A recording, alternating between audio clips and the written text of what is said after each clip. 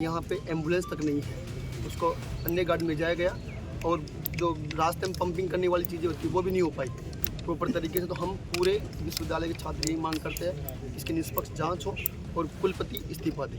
3 feet पानी था, इसके तो हार्ट अटैक आ गया होगा, कोरोना वैक्सीन आ गई, इसके तो मिर्गी का दौरा आ गया, इसके तो ये आ गया, बुखार आ गया, इसमें तो भूतनी आ गई, पता नहीं क्या आ गया, हमें नहीं पता। हम ये जानते हैं कि हमने आपको पैसे दिए, सुरक्षा के नाम पे दिए, ये आपकी जिम्मेदारी थी कि वो पानी के अंदर इतनी देर तक कलाबाजी दिखा रहा था। राजस्थान विश्वविद्यालय का एक छात्र जानता है कि कुलपति किस प्रकार से मुद्दे को डाइवर्ट करना चाहती है और जो साथी जो नुमाइंदे हैं वो कान खोल के सुन ले।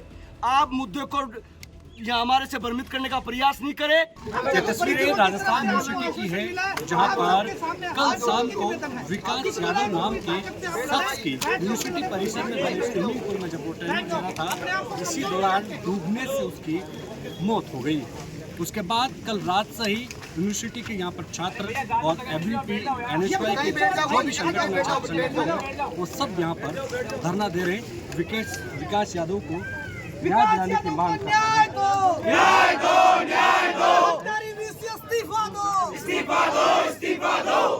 क्या कारण रहे उसके?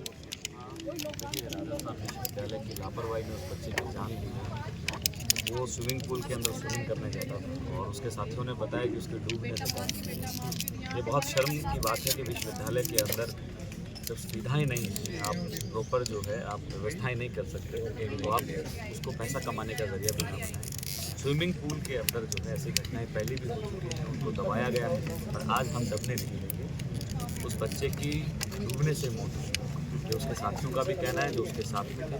साथ में हमने परिवारजनों के साथ मांगें बनाई हैं। उनकी यही मांग है कि जो ये परिवार में इकलौता था, उसकी 2 छोटी बहनें हैं, गरीब परिवार से आता है, तो उसकी जो 2 बहनें हैं उसके पढ़ाई का खर्च राज्य सरकार उठाए।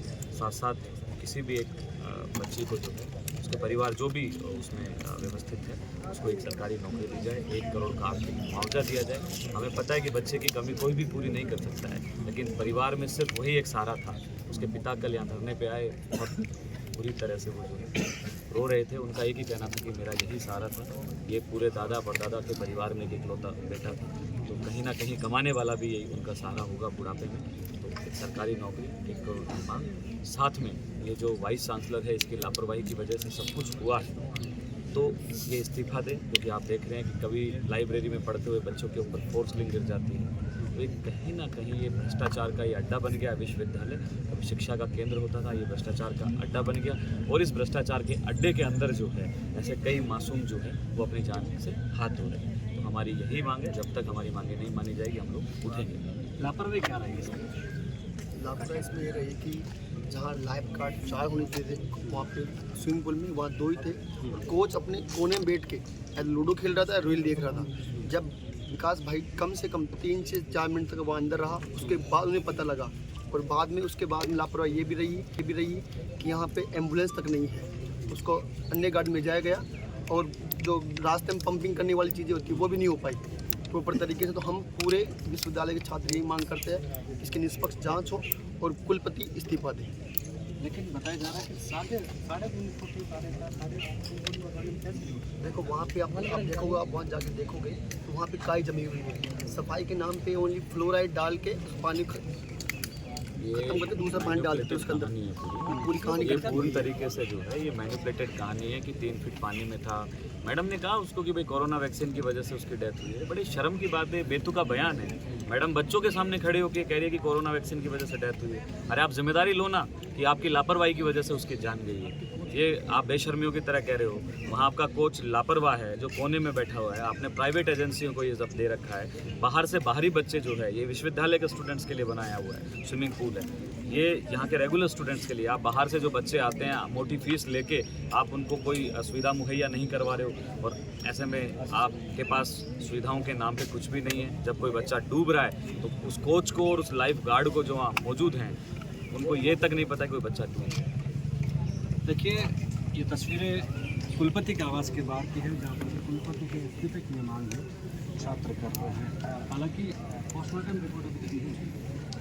पोस्टमार्टम रिपोर्ट अभी आई नहीं है, फिर भी देखो कुलपति जी कितने बेटुके के बयान दिए। कुलपति जी कभी तो कहते हैं कि जांच करवाएंगे, जांच अगर जरूरत पड़ी तो जांच करवाएंगे। अरे इसमें जरूरत क्या पड़ेगी, बच्चा चला गया। और जब इसमें रजिस्ट्रेशन करवाते हैं ये लोग, हमने कहा कि इसे फ्री करो स्विमिंग पूल, भाई इसके किसके पैसे को पानी भरते हैं तो किसके कहीं के पैसे। इन्होंने कहा कि हम आपको सुरक्षा देते हैं। जब बात सुरक्षा की, अब कहते हैं कि जरूरत पड़ेगी तो जांच कराएंगे। ये तो 3 फीट पानी में डूब गया, चाहे 1 चलो में डूबा, हमारा व्यक्ति क्यों डूबा? हमने आपको पैसे इसलिए दिए थे कि इसकी सुरक्षा आपकी जिम्मेदारी है। आपने कागज बना के दिया था कि इसको दिखा के आपको अंदर आना है, और आपकी सुरक्षा हमारी जिम्मेदारी है। फिर आप लोग सुरक्षा के नाम पे आप पैसे लेते हो। जब जिम्मेदारी आती है कि आपके यहाँ घटना घट गई आपके देख रेख में, फिर कहते हो इसकी जांच कराएंगे। 3 फीट पानी था, इसके तो हार्ट अटैक आ गया होगा, कोरोना वैक्सीन आ गई, इसके तो मिर्गी का दौरा आ गया, इसके तो ये आ गया, बुखार आ गया, इसमें तो भूतनी आ गई, पता नहीं क्या आ गया, हमें नहीं पता। हम ये जानते हैं कि हमने आपको पैसे दिए, सुरक्षा के नाम पे दिए। ये आपकी जिम्मेदारी थी कि वो पानी के अंदर इतनी देर तक कलाबाजी दिखा रहा था। इनको शर्म नहीं आती, उल्टे सुल्टे स्टेटमेंट दे रहे हैं। रात से यहाँ हम लोग बैठे हैं, भूखे पैसे बैठे हैं, हॉस्टलों के बच्चे बैठे हैं, बाहर के उनके परिजन बैठे हैं, समाज के लोग बैठे हैं, सर्व समाज के लोग बैठे हैं। इनको इतनी शर्म नहीं आ रही कि कम से कम पूछो तो सही कि भाई आपकी मांग लाओ, हम इस पर कोई बात करते हैं। कोई बात करने के लिए तैयार नहीं। लापरवाही पे लापरवाही। पहली लापरवाही तो स्विमिंग पूल में इन्होंने दिखाई, दूसरी लापरवाही ये कि परिजन आज सड़कों पर बैठे हैं। इनको शर्म नहीं आ रही। ये चाहते हैं कि हम कहाँ जाएं, जेलन मार्ग पे जाएं। ये चाहते हैं कि हम गेट तोड़ के अंदर जाके अंदर से बाहर लेकर इनको हम लेके आए, उठा के लेके आए कि चलो हमारी बात तो सुनो। तो ये बहुत बुरा हाल है यूनिवर्सिटी का। दिन प्रतिदिन जो डामाडोल स्थिति यहाँ हो रही है, हाल खराब हो रहे हैं। कोई जिम्मेदारी लेने के लिए तैयार नहीं है। इनको सिर्फ माल चाहिए, पैसा चाहिए, कहाँ से आ रहा है, कहाँ पे जा रहा है, इन्हें कोई मतलब नहीं है। ये बहुत बड़ी लूट काटा है सर, ये है। इसमें कोई जांच की जरूरत नहीं है। इसमें यही है कि यूनिवर्सिटी इसकी जिम्मेदार है, और जिम्मेदारी इसलिए कि हमने पैसे दिए थे सुरक्षा के नाम पे। सुरक्षा में इन्होंने लापरवाही बरती, इसलिए हम पूरी तरीके से यूनिवर्सिटी की लापरवाही है और हमारी मांगे माननी पड़ेगी। सर पुलिस जांच हो रही, रोना क्या है? जांच तो हम मांग तो शुरू से हमने जांच की मांग करी।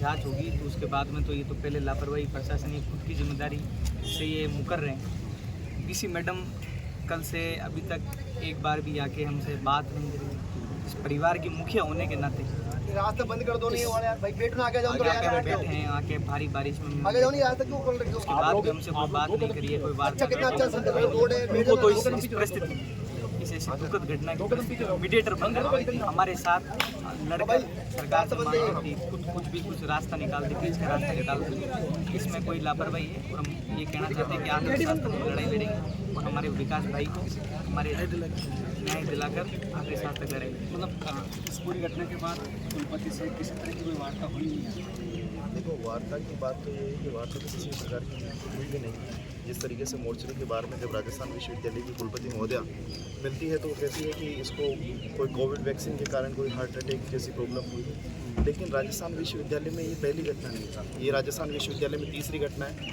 हमेशा छात्रों के ऊपर लांछन लगा दिया जाता है। पहले जब घटनाएँ घटी तो उन्होंने जाँच के नाम पर ये बताया कि जो डूबा है जो व्यक्ति, वो डूबने वाला व्यक्ति शराबी था, शराब का आदी था। आज भी हम देखते हैं कि प्रशासन और शासन के दबाव में किस तरीके से ये मैनिपुलेट कर रहे हैं लोगों को, किस तरीके से मेडिकल रिपोर्ट को मैनिपुलेट करने की कोशिश कर रहे हैं। जब मैसेज से उसकी वजह से जैसे बातें चलेगी क्या पता ड्रग्स ले रहा होगा, ये भी तो लापरवाही है। ये मैं आपके माध्यम से बता देना चाहता हूँ कि जिस तरीके से पिछली रात से मीडिया गुमराह करने की कोशिश कर रहा है, जिस तरीके से मीडिया छाप रहा है कि उसकी इस तरीके से मौत हुई, उसकी उस तरीके, कौन मौजूद था वहाँ? जो उनके साथी थे उन्होंने बताया कि किस तरीके से। अगर आप अपनी मेडिकल सुविधाओं को लेकर के आप वहाँ पर कोच की बात करते हो, आपके पास में वो सुविधा तो नहीं है, आप ड्रग्स का इल्ज़ाम लगा रहे हो किसी विद्यार्थी के ऊपर। फिजिक्स का स्टूडेंट है, पढ़ने में मेधावी है, जिस तरीके से मांग पत्र उनके परिजनों ने ये दिया है, मैं ये कहना चाहता हूँ कि जिस तरीके से छात्र यहाँ बैठे हैं किसी विद्यार्थी को न्याय दिलाने के लिए, ये कुलपति तो पता नहीं निष्पक्ष है या नहीं है। मीडिया को तो निष्पक्ष होना चाहिए। किस तरीके से वो अनर्गल बातें छाप रही है, रिपोर्ट अभी तक आ रही है, जिस तरीके से पोस्टमार्टम रिपोर्ट आई भी नहीं है। हाँ, तो फिर आप किस तरीके से कह सकते हो ड्रग्स? बातें कह रहा हूँ भाई, हाँ बातें चल रही है, जो बता रहा यही तो कह हूँ रहा ना, हूँ। ये बातें अनर्गल चल रही है। ये विद्यार्थियों के ऊपर हमेशा लांछन का काम करते हैं। पहले आपने विद्यार्थी को शराबी घोषित कर दिया, आप इससे पहले वाली जांच क्यों नहीं हुई? जिस तरीके से गलत रिपोर्ट पेश करी, ये चीजें हैं, इन चीजों को लेकर के आज विद्यार्थी वर्ग और उनके परिजन यहाँ बैठे हैं। मांग पत्र को सुनने के लिए तो कुलपति महोदय आए।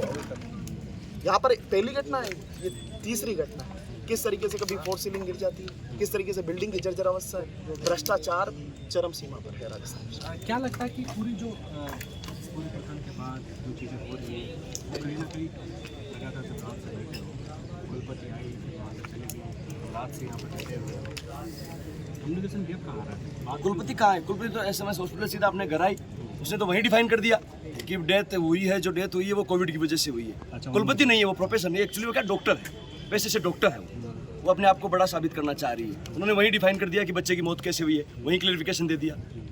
इतनी भ्रष्ट कुलपति, 6 महीने का कार्यकाल, हर जगह भ्रष्टाचार, सड़क निर्माण से लेके विद्यार्थी के एडमिशन से लेके एग्जाम से लेके संविधान पार्क से लेके ऐसी कोई चीज़ नहीं जहाँ भ्रष्टाचार नहीं। भ्रष्टाचार से लिप्त अपनी कुर्सी बजाने के चक्कर में, लोगों को सहूलियत देने के चक्कर में आए दिन बच्चों के भविष्य के साथ में खिलवाड़ कर रही है, लगातार खिलवाड़ कर रही है। ऐसी तानाशाह कुलपति राजस्थान विश्वविद्यालय के कार्यकाल में आज तक नहीं देखी, किसी विद्यार्थी ने नहीं देखी। जो यहाँ से पास आउट हो गए 10-10, 20-20 साल पुराने विद्यार्थी, सीनियर विद्यार्थी, वो भी कहते हैं ऐसी तानाशाह कुलपति आज तक नहीं देखी। 6 बजे से हम लगातार बैठे हैं, 6 बजे से हमारी बहनें बैठी हैं लगातार कल शाम से। बड़े शर्म की बात, 6 बजे से बैठे, एक बार भी नहीं आई। और उन नुमाइंदों को भेज रही है जिनको अपने नंबर बनाने, सिर्फ दलाली करनी है, अपने नंबर बनाने, उन लोगों को यहाँ भेज रही है और पेशकश करवा रही है। और बाहर से लोगों को बुला रही है जो विश्वविद्यालय से पास आउट हो गए, उन लोगों को बुला रही है और मुद्दे को डाइवर्ट करवा रही है कि घरवाले कह रहे हैं 5 बजे बाद अंतिम संस्कार नहीं होगा। हमारे भाई की आत्मा को शांति मिलेगी और न्याय भी मिलेगा, क्योंकि हम हमारे भाई के लड़ना जानते हैं। उसे हक की लड़ाई में हम जीत कर रहेंगे, क्योंकि उस परिवार का दुख हमने कल शाम को देखा जब उसके पिता यहाँ बिलख रहे थे। राजस्थान विश्वविद्यालय का एक छात्र जानता है कि कुलपति किस प्रकार से मुद्दे को डाइवर्ट करना चाहती है, और जो साथी, जो नुमाइंदे हैं, वो कान खोल के सुन ले। आप मुद्दे को यहाँ हमारे से भ्रमित करने का प्रयास नहीं करें। आप सीनियर है, आपकी इज्जत है, आपका मान सम्मान है, लेकिन किसी परिवार के साथ अन्याय मत होने दीजिए। अकेला चिराग था और उसके ऊपर आप अपनी राजनीति ना करें। आपसे हाथ जोड़ के निवेदन है। कब बात बनेगी मनमोहन? देखिए, मैं तो आपसे यही कहूँगा कि अगर पूरे भारत में सर्वे करवाया जाए कुलपति की रैंकिंग का, तो सबसे भ्रष्ट, सबसे निकृष्ट, सबसे मतलब निर्दयी कुलपति होगी तो वो 1 नंबर पे कल्पना आटेजा जी का नाम आएगा।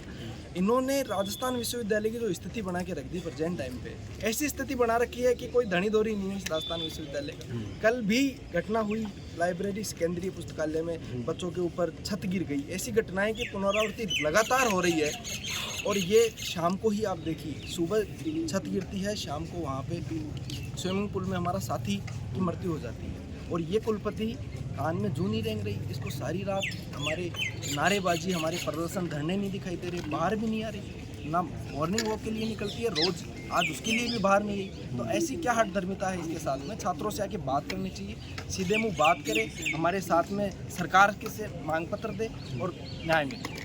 बहुत बहुत शुक्रिया। देखिए, नवल यही है कि एक स्टूडेंट, एक माँ बाप का इकलौता औलाद जो भविष्य बनाने के लिए राजस्थान यूनिवर्सिटी में कदम रखता है और फिर दुनिया को अलविदा किया जाता है। हालांकि घटना हुई और उस घटना के बाद हालांकि जांच का विषय है, पोस्टमार्टम भी नहीं हुआ है, लेकिन कहीं ना कहीं यहाँ पर यूनिवर्सिटी के जो स्टूडेंट हैं वो यहाँ पर धरना दे रहे हैं ताकि परिवार को आर्थिक संबल मिले, आर्थिक मुआवजा मिले, सरनौकरी मिले।